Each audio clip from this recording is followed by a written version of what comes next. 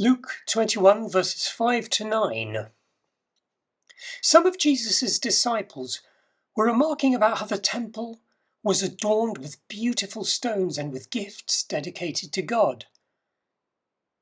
But Jesus said, "As for what you see here, the time will come when not one stone will be left on another. Every one of them will be thrown down." "Teacher," the disciples asked, "when are these things going to happen? And what will be the sign that they're about to take place?" Jesus replied, "Watch out that you are not deceived, for many will come in my name claiming, 'I am he,' and 'the time is near.' Don't follow them. When you hear of wars and uprisings, don't be frightened. These things must happen first, but the end will not come right away."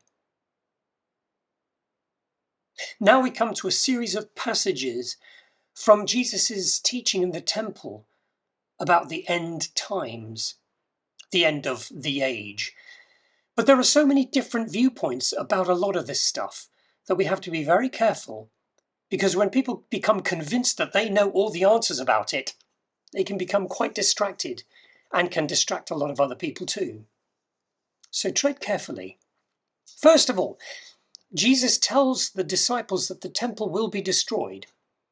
And it was in about 40 years after he said these words in AD 70.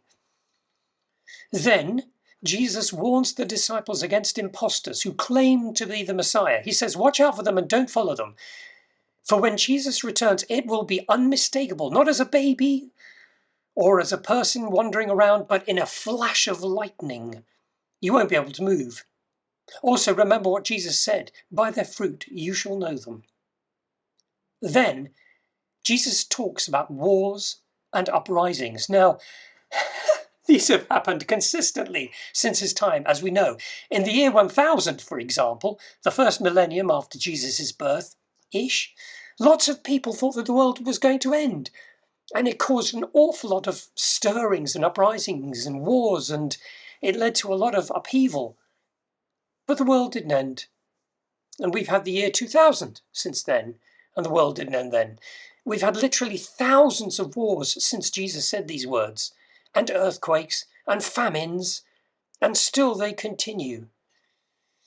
Sobering stuff.